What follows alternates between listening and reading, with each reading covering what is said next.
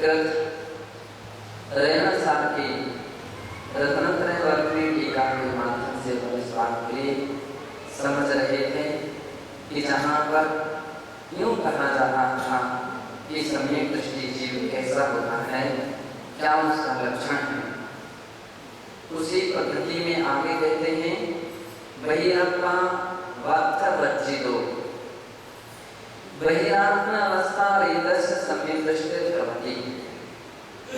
बहिरात्मा अवस्था से रहित सम्यक दृष्टि जीव होता है। सम्यक दृष्टि लक्षण विपरीतस्तु बहिरात्मा भवति। असम्यक दृष्टि से विपरीत लक्षण वाला बहिरात्मा होता है। सर्वज्ञ विदा प्रोक्त पदार्थेषु श्रद्धां रहिताः। सर्वज्ञ विदा भगवान के द्वारा कहे हुए पदार्थों के प्रति श्रद्धा से रहित तीव्र कषाय आविष्टः, तीव्र कषाय से आविष्ट तथा देहात्मनोरेकत्वं च मनवानो बहिरात्मा मिथ्या दृष्टिर्वा भवति। देह और आत्मा के विषय में एकत्व मानने वाला बहिरात्मा मिथ्या दृष्टि होता है। उत्तम से कार्तिकेयानुप्रेक्षा ग्रंथे, कार्तिकेयानुप्रेक्षा ग्रंथ में गाथा 113 में कहा है मित्सत्र परिणतत्वा दिव्य कसायेन सुत्वा विद्धो जीवं देहं एकं मरणन्तो बहिरप्पा।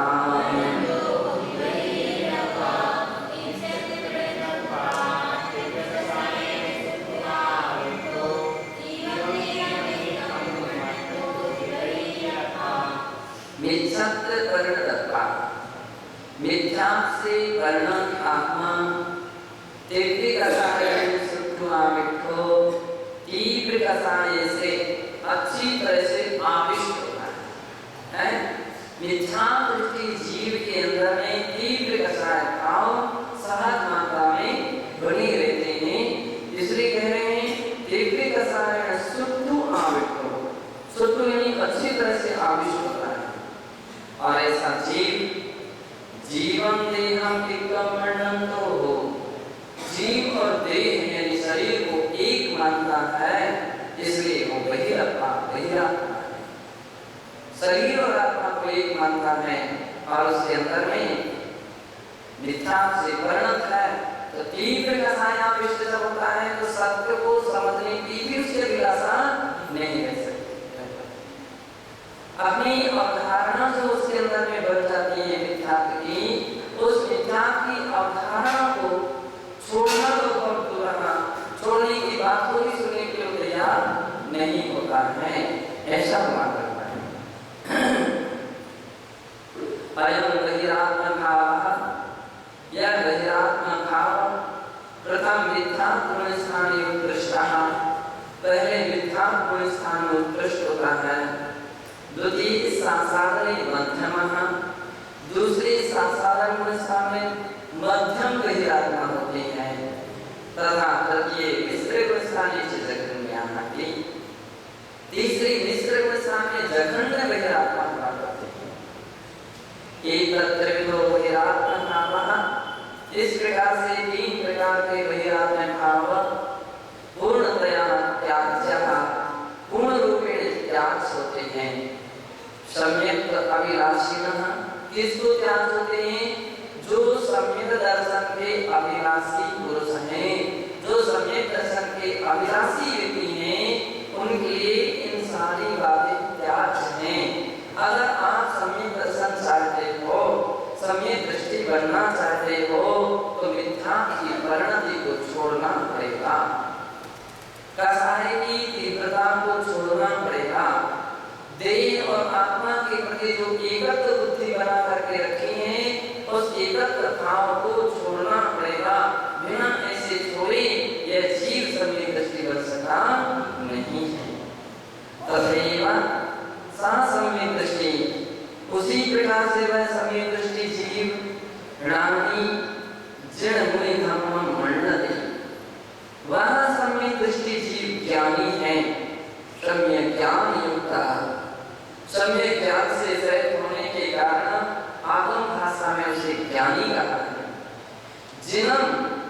तदोत्तर धर्माराधकम मुनि पश्चिम जैनेन्द्र भगवान। तदोत्तर धर्माराधकम जो जैनेन्द्र भगवान के द्वारा कहा हुआ धर्म का आराधक ऐसा मुनि तथा जनोक्त धर्मम से मन्यते और जैनेन्द्र भगवान के द्वारा कहा हुआ धर्म को जो मानता है, श्रद्धाति श्रद्धा करता है, जानाति जानता है, निश्चिनोति निश्चय करता है, तत् प्रीति युक्तो भी भवति और उसमें जैनेन्द्र भगवान के वचन में या उनके कहे हुए धर्म में प्रीति रखता है। ऐसे जीव समीप दृष्टि जीव हैं। समीप दृष्टि जीव को धर्म के मार्ग पर बड़ी प्रीति होती है, बड़ी खुशी होती है, बड़ा आनंद आता है। वस्तुतस्तु स्वभावेन समीप दृष्टि गुणग्राही। वास्तव में स्वभाव से ही समीप दृष्टि जीव कैसा रहता है? गुणग्राही होता है। गुण ग्रहण करना उसका दृष्टिकोण होता है। वो हर पदार्थ में, हर वस्तु में कोई ना कोई गुण ग्रहण करता है। गुणानुरागी और गुणों के प्रति अनुरागी। लेकिन कौन से गुण? जो मोक्ष मार्ग में उसके लिए प्रयोजनभूत हैं, जो मोक्ष मार्ग में साधक हैं, ऐसे गुणों के विषय में अनुराग होता है, उसकी बड़ी खुशी होती है, बड़ी प्रसन्नता होती है। विनीता, विनीता यानी निर्मल प्रकृति, नम्र प्रकृति वाला। समीप दृष्टि जीव की विशेषता है कि वो नम्र प्रकृति है, इसलिए गुणग्राही है। उग्र प्रकृति हो जाए तो गुणग्रहण नहीं कर सकता है। नम्र प्रकृति है इसलिए विनीत है। धार्मिक अनुरागी से प्रवृत्ति, धार्मिक लोगों में, धर्मी लोगों में अनुराग रखने वाला है, होता है। अतो अनंत गुण संपन्नानाम तीर्थंकरादीनाम, अनंत गुणों से सहित जो तीर्थंकरादि हैं उनकी प्रति ज्ञानाराधकानाम गुणनिधानाम मुनि प्रवृत्तिनाम तो अज्ञानाराधक निरंतर जो ज्ञान के प्रति आराधना यानी उसके प्रति विश्वास रखते हैं, इच्छा रखते हैं, ऐसे ज्ञानाराधक, ज्ञान के अभ्यासी, गुण निधान और गुणों के निधान, गुणों के विभाग, ऐसे मुनि प्रवृत्तिनाम, मुनि आदि को तो समादरः तस्त सहज एव, उनके प्रति उसका समादर आदर भाव सहज ही हुआ करता है। इसका जो समीप दृष्टि जीव है, समीप दृष्टि जीव की पहचान है कि वह मुनि जनों को देख करके मेरे प्रेम में बनी जना पर उनकी सेवा करके यह मन ऐसी उसकी भावना रहती है। इसलिए उनके आदर में, उनके सम्मान में और सहज ही उसका आदर भाव है। कैसे भावना? समय दर्शन का प्रभाव कि वह देव भगवान गीता को देखते ही वो प्रसन्न हो जाता, सिर झुका देता है। निर्धन गुरुओं को देख करके प्रसन्न हो जाता है, उसका नतमस्तक हो जाता है।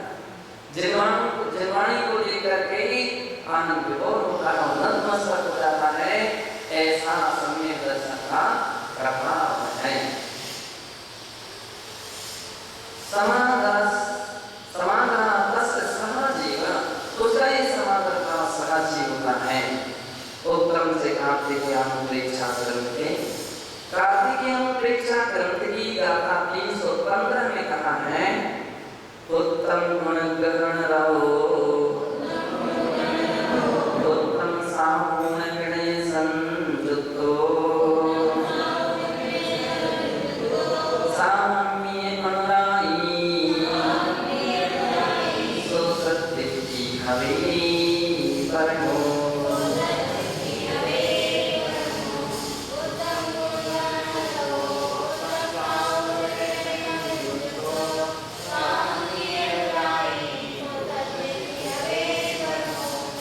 उत्तम गुण ग्रहण करो, उत्तम गुणों की ग्रहण करने में जो रत रहता है, उत्तम साहुण विनय संयुक्त, और उत्तम साधुओं के प्रति विनय से संयुक्त होता है।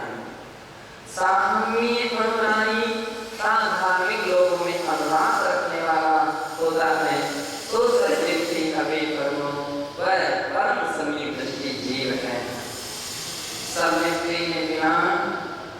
ज्ञानं न भवति।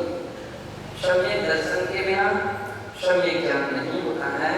इति श्री कुंदकुंद स्वामिनो ग्रंथस्यास्य अस्य सच्चत्वारिंशत् मायां गाथायां हनिष्यन्ति। श्रीमद् कुंदकुंद स्वामी के इस ग्रंथ में सच्चत्वारिंशत् मायां, तो सच्चत्वारिंशत् मायां यानी 40 गुणों में ऐसा 40 जो 40वीं गाथा में 40 मायां के स्थान पर गाथायां ऐसा 40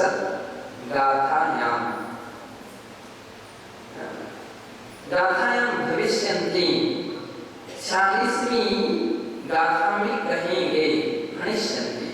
क्या कहेंगे? संविना शरणां संसारत्वमाहुवेनिति।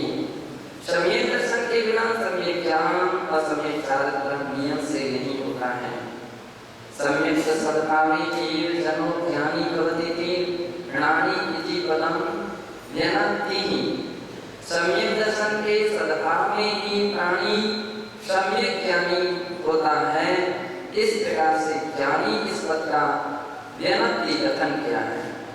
आदर्शम ज्ञेयम, यहाँ ऐसा जानना चाहिए। चतुर्थ पंचम षष्ठेषु तथा तदुपरि गुणस्थानेषु वर्तमानानामपि सम्यक् ज्ञानयुक्तत्वात् ज्ञानी की संज्ञा भवति। चतुर्थ पंचम छठे तथा उनसे उपरम गुणस्थानवर्तियों में जो वर्तमान है उनमें भी सम्यक् ज्ञान से युक्त होने के कारण ज्ञानी ऐसी संज्ञा को प्राप्त होता है। तथापि अध्यात्म ग्रंथेषु अध्यात्म भाष्यां षष्ठ गुणस्थानोपरि अप्रमत्तादि गुणस्थानवर्तीनां एव ज्ञानी की संज्ञा जायते।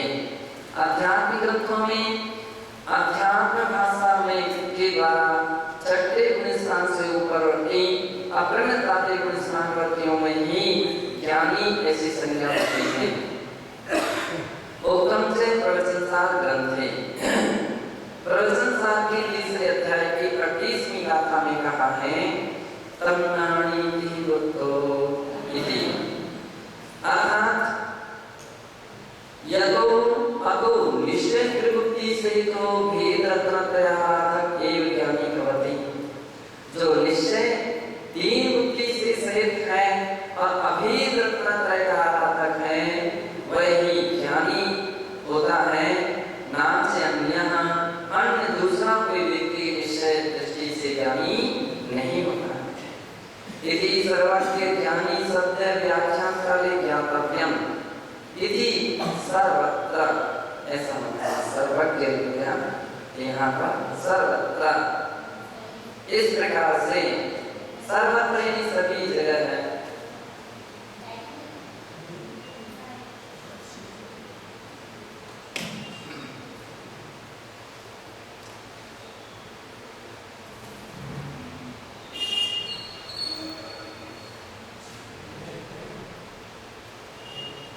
सभी जगह ज्ञानी शब्द व्याख्यान काल में जानना चाहिए। जहाँ जहाँ ज्ञानी शब्द का कथन आएगा वहाँ ऐसा अर्थ जानना चाहिए।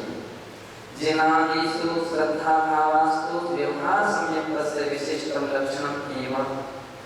जिनेन्द्र आदि में श्रद्धा का भाव होने से व्यवहार सम्यक्त से जो विशिष्ट है वह ही यहाँ पर लक्षण है कि यह तो व्यवहार सम्यक का विशिष्ट अनिवार्य लक्षण है।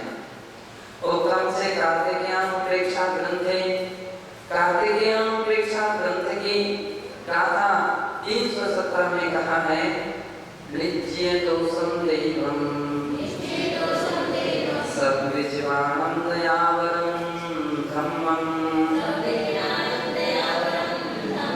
वज्जे गंधम से गुरुम जो मंडल सो सत्तिथि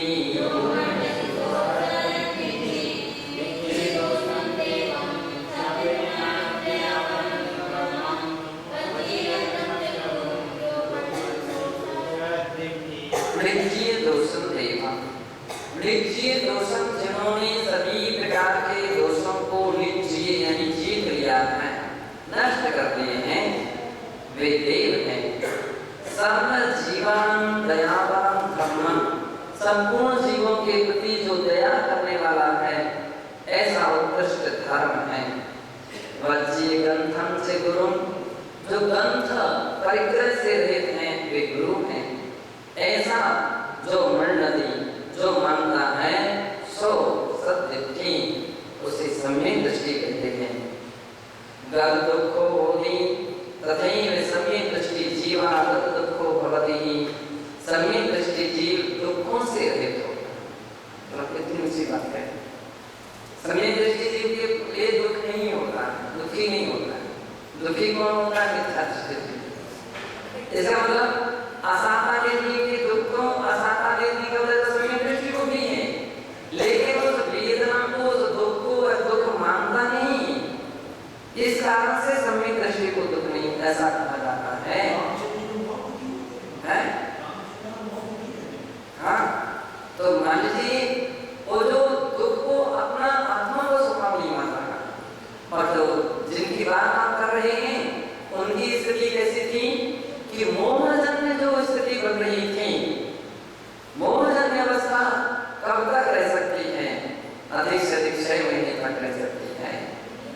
4 ग्रहों का उदय 6 महीने तक अविरत सम्यक दृष्टि जीव को बराबर बना रह सकता है, और इस कारण से जब अनवरत बना रहेगा तो कोई उनको समझाने के जाए तो उनका उसको समझा दिया जाए।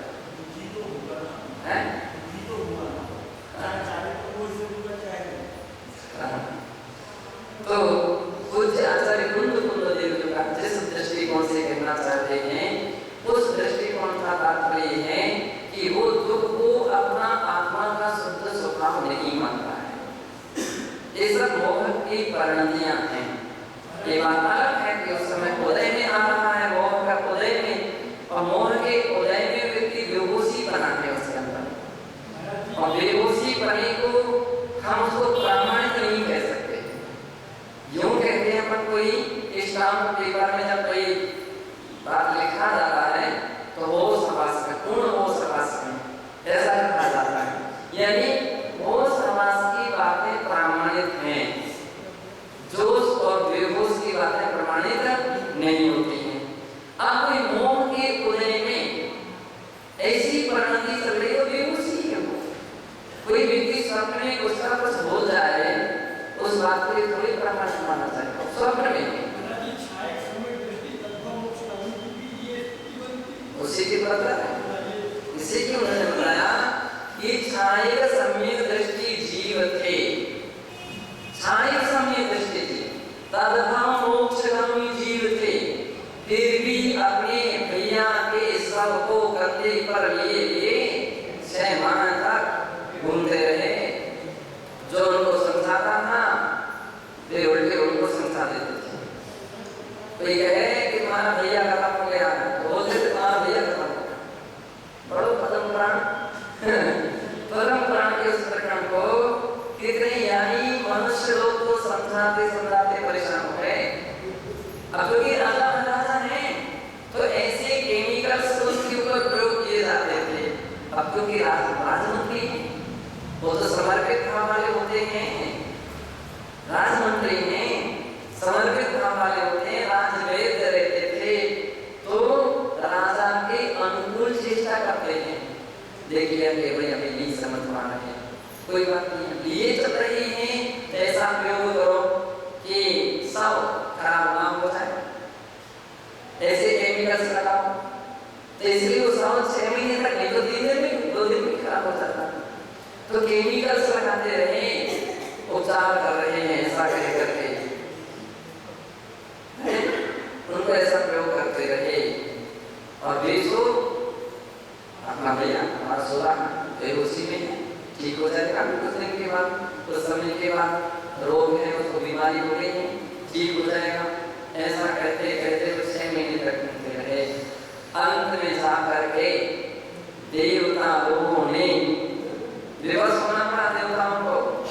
किसी ने बालू को फेंकना शुरू किया, किसी ने पानी को मथना शुरू किया, और किसी ने पत्थर के ऊपर हल जोतना शुरू किया। क्या कर रहे हो? क्या कर रहे हैं? क्या कर रहे हो? बीज बोने के लिए जमीन जोत रही है, बीज बोएंगे। अरे मूर्ख,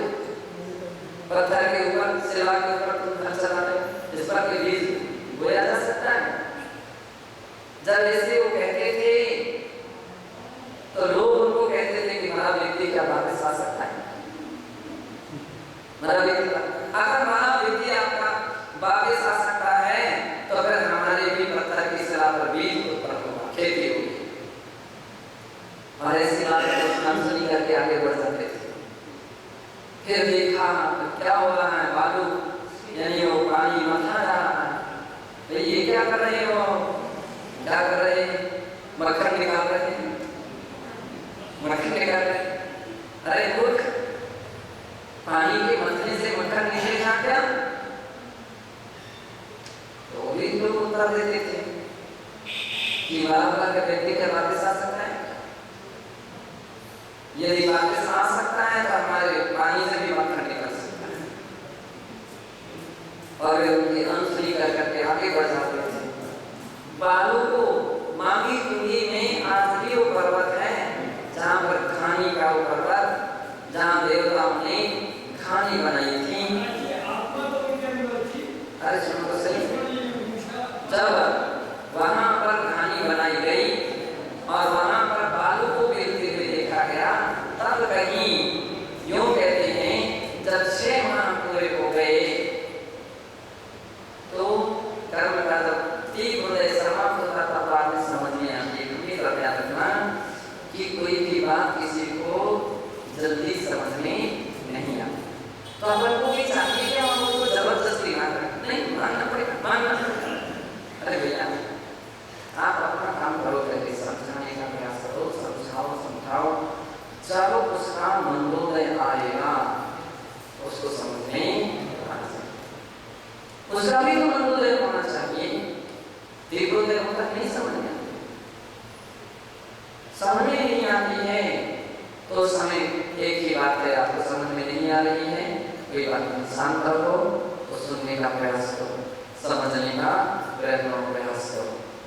जब ऐसे व्यक्ति समझने का प्रयास करता जाए, एक दिन ऐसा आ जाए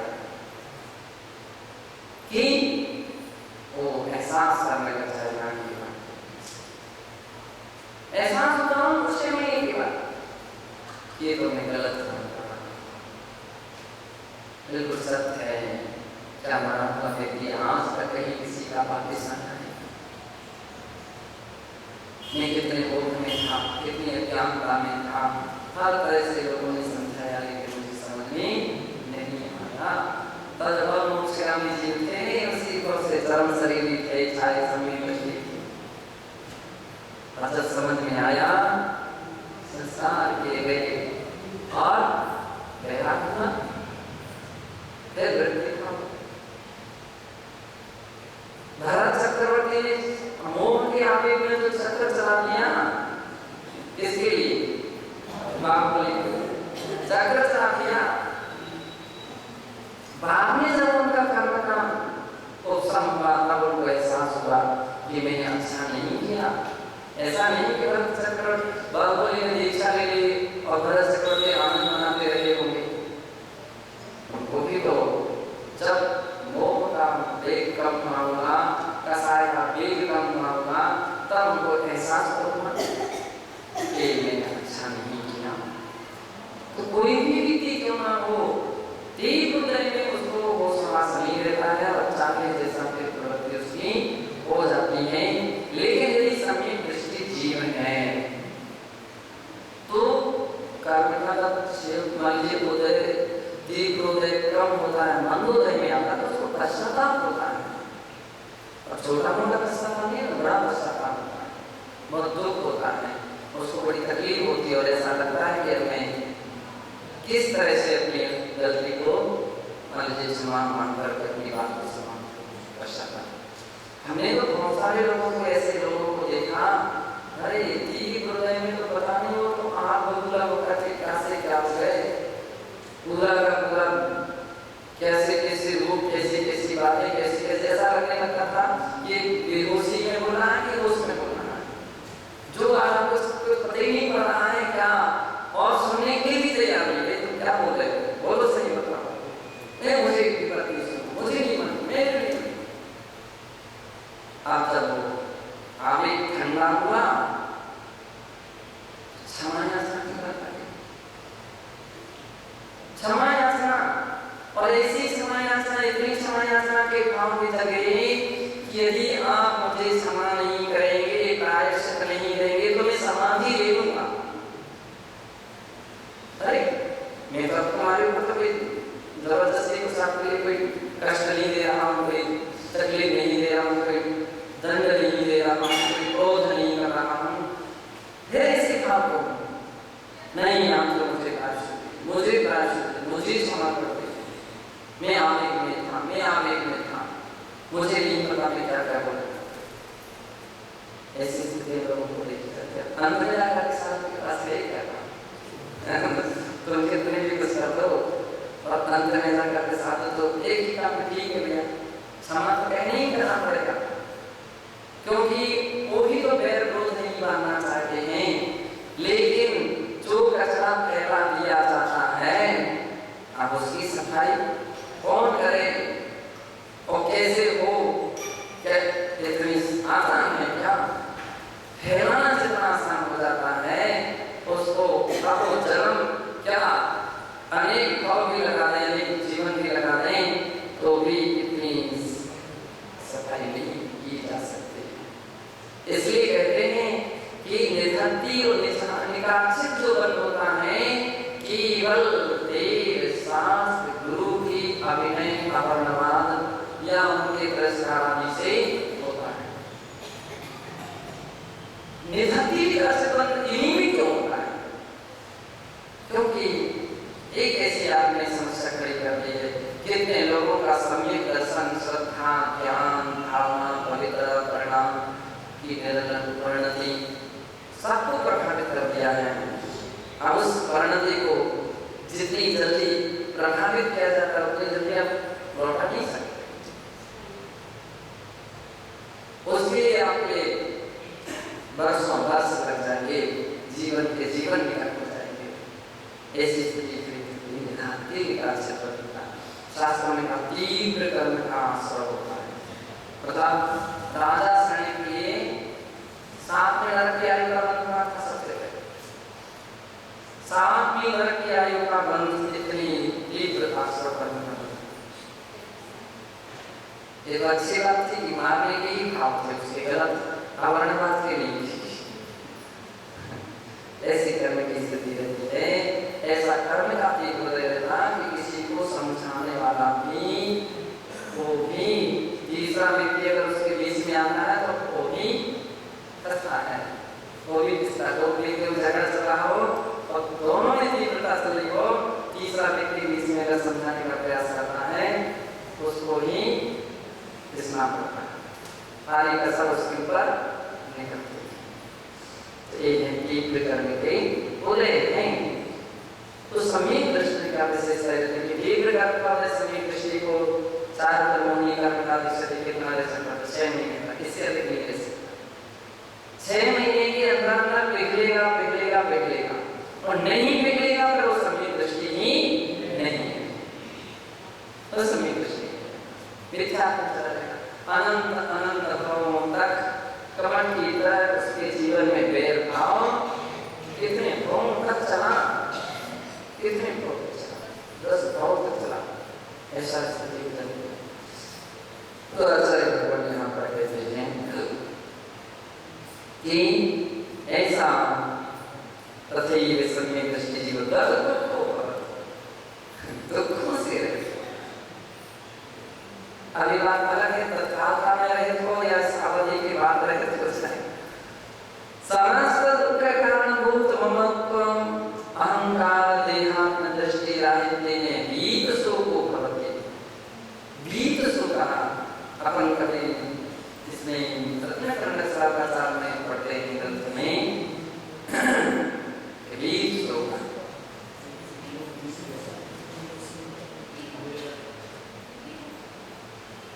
रत्नकर्ण शास्त्राचार की कथा है। शास्त्र नाम है, यहाँ सम्यक दृष्टि का लक्षण है। हाँ, वीत शोकानि भवन्ति लोके।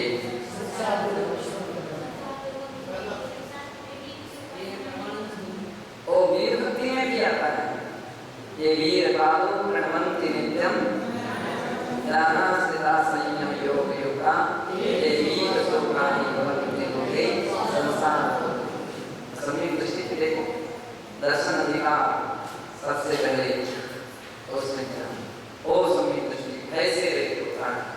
चिंता से रहते, शोक से रहते। तो ऐसा सम्यक दृष्टि भी शुक्रापति ममत्व अहंकार से रहित होता। ममत्व भाव उसके अंदर में फिर कौन मेरा कौन पराया, अहंकार भाव से किसका अहंकार रखें। आज के समय में थोड़ा सा व्यक्ति को ज्ञान हो जाता है, अरे व्यक्ति अपना सब खाली करने लगता है। ऐसे लोगों को देखा गया, थोड़ा सा ज्ञान हो जाता है। एक छोटा सा बच्चा कोई अपने डैडी को समझ, डैडी आप समझते नहीं हो, हम डैडी आप जानते नहीं, डैडी